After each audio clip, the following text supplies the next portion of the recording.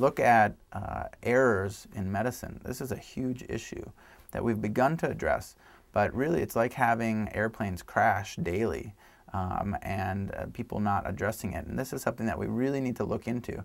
Ross Donaldson, I'm a medical professor at UCLA. I certainly agree that outcomes are a very low part of the focus of the American system, as it were. And I think that's one of the main things that we need to do moving forward to improve things. I spend half my time here in the States and half my time abroad, currently in Iraq.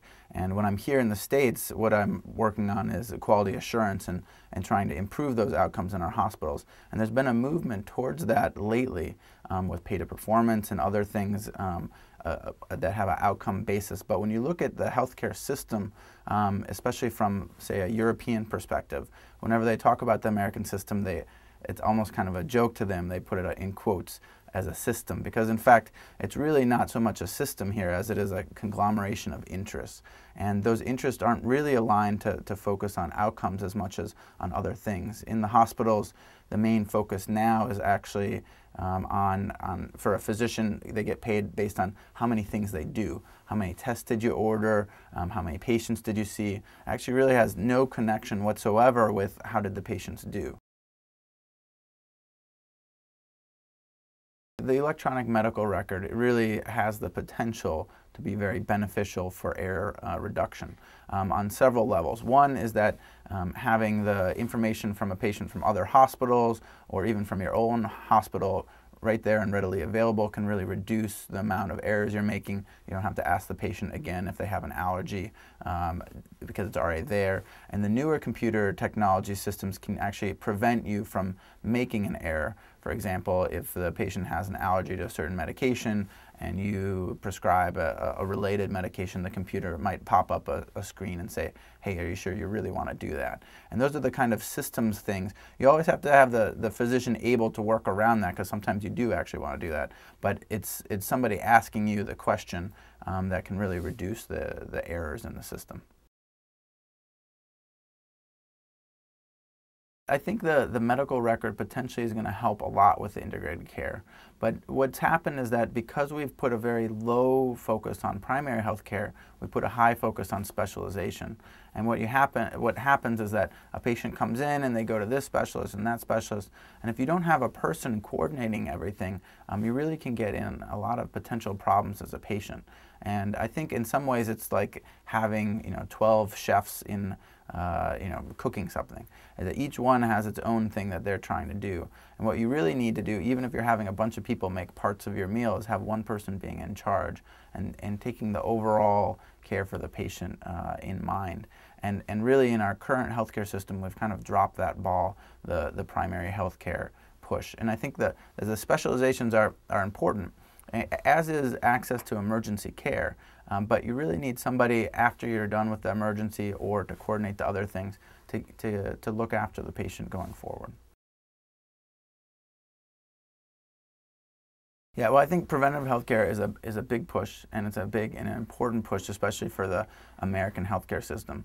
When we look at our rates of different indices compared to other countries, our vaccination rates and other things, a lot of those are reduced from what you would think they would be for a country with so much money.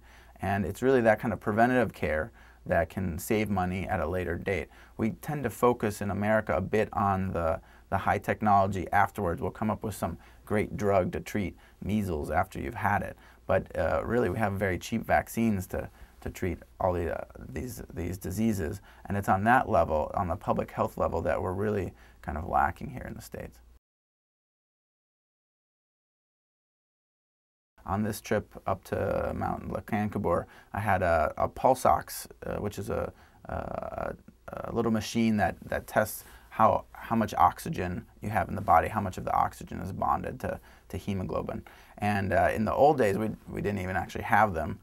I'm old enough to remember not having them in the emergency departments. And in the States, they're kind of a larger machine. Now the new technology has a little thing that you can just snap onto your finger. And it was quite interesting because you'd get up to the top of this mountain, and the the amount of percentage of hemoglobin that's bonded to oxygen for us is normally like 98 or 99%. And when you get up to the top of this mountain, I think my own pulse ox was something like 66%.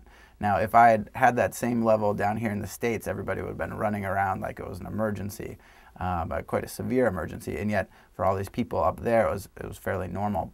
But being able to see that in real time while you're on the top of a mountain in this very desolate area was very beneficial as a physician to have that kind of point of care testing.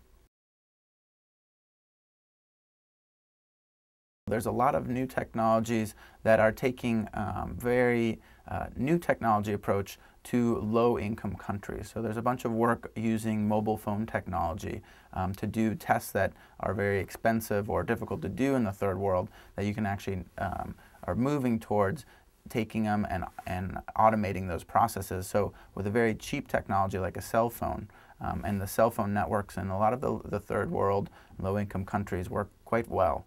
And then taking that and taking the test essentially from the patient, but kind of doing the analysis in the cloud, as it were, and being able to provide very low cost solutions in a high technology way to low-income countries.